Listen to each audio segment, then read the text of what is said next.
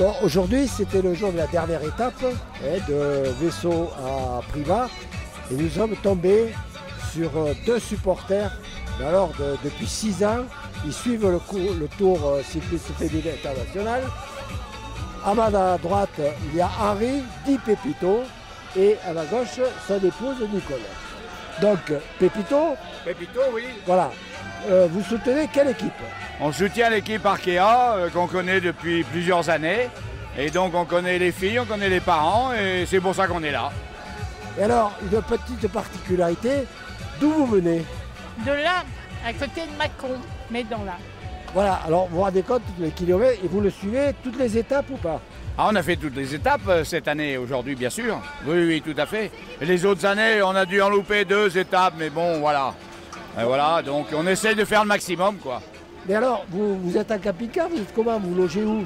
Dans des hôtels, chambres d'hôtes, qu'on retient à l'avance. Et alors, vous pensez quoi de cette dernière étape? Dernière étape, c'est une très très belle étape. Et puis alors, ils avaient annoncé de la pluie toute la semaine. Il a fait beau toute la semaine. Dieu merci qu'ils se soient trompés.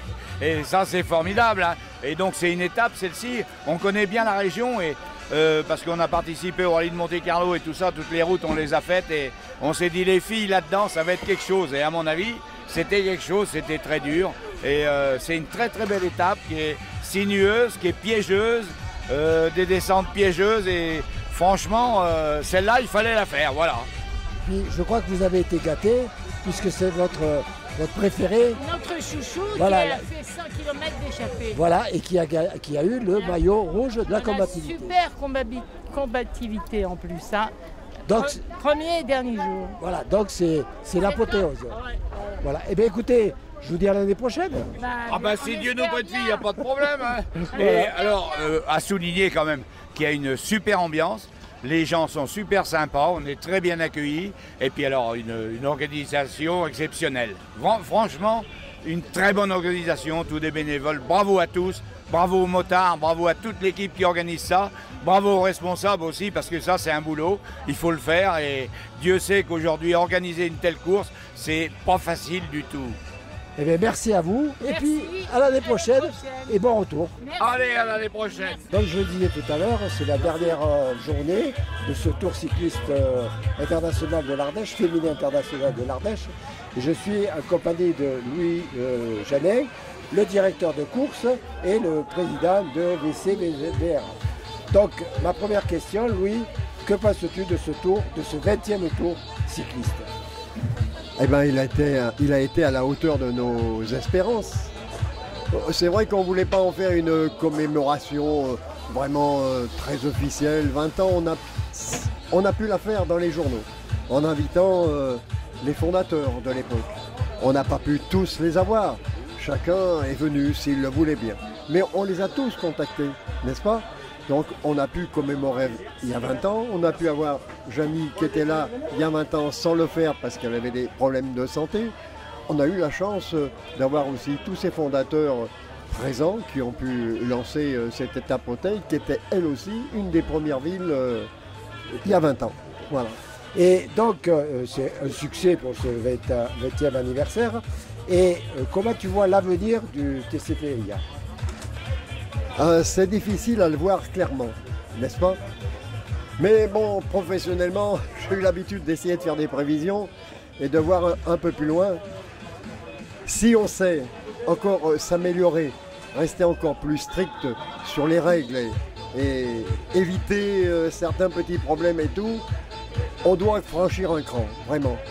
Les élus du département, les élus de la région, aidés par les autres départements parce que leur volonté, étant donné qu'on soit une épreuve qui monte et qui devienne un peu l'antichambre du Tour de France féminin, on ne peut pas le faire qu'avec l'Ardèche et la région Aura. On pourra le faire avec tous les départements traversés et toutes les régions traversées. Et cela, tous les élus, aussi extraordinaires que cela puisse paraître, eh bien, il nous dit on vous soutiendra.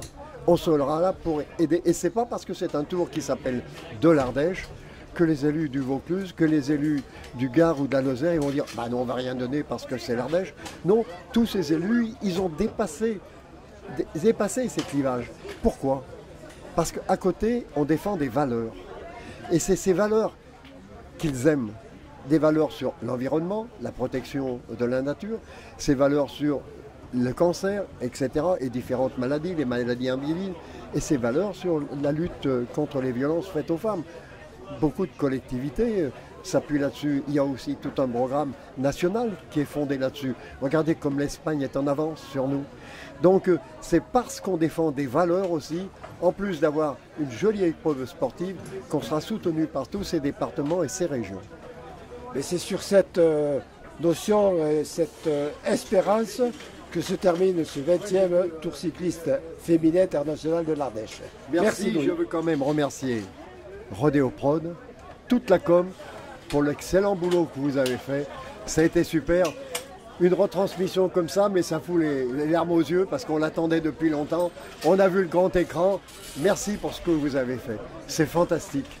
Merci Louis. Merci. Alors bonjour, pour notre dernier jour, nous recevons Monsieur Grandclair qui est à la prévention routière. Vous allez nous expliquer un petit peu ce que vous faites. Alors c'est pas vraiment la prévention routière, c'est la sécurité routière. Ah, je mélange les deux. Non, parce que la prévention routière c'est une association en fait. D'accord. Voilà, ils œuvrent aussi dans le sens de la sécurité routière, c'est pas le souci. Mais c'est pas la même structure. Moi je suis la sécurité routière État au niveau de l'Ardèche si vous préférez. Voilà, je suis en DDT et je travaille sous l'autorité de la préfecture. Donc quelle est votre action ?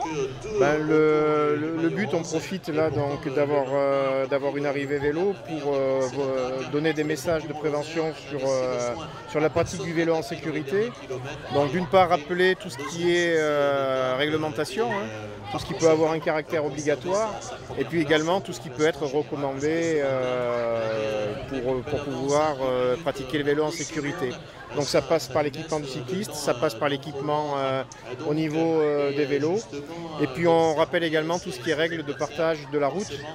Donc là c'est destination tous usagers, dire à la fois aux cyclistes de ne pas perdre de vue que ce sont des usagers vulnérables et dire aux automobilistes ou autres conducteurs d'autres types de véhicules de bien prendre en compte la particularité et garder à l'esprit que les cyclistes sont des usagers vulnérables. Voilà. Là, vous avez accueilli des petits-enfants, vous leur avez montré les panneaux. Oui, tout à fait. Ouais, voilà. Donc c'est des choses qui sont, suivant le niveau scolaire où ils sont, c'est soit du rappel, soit de la découverte pour eux. Donc effectivement, il est important de connaître la réglementation.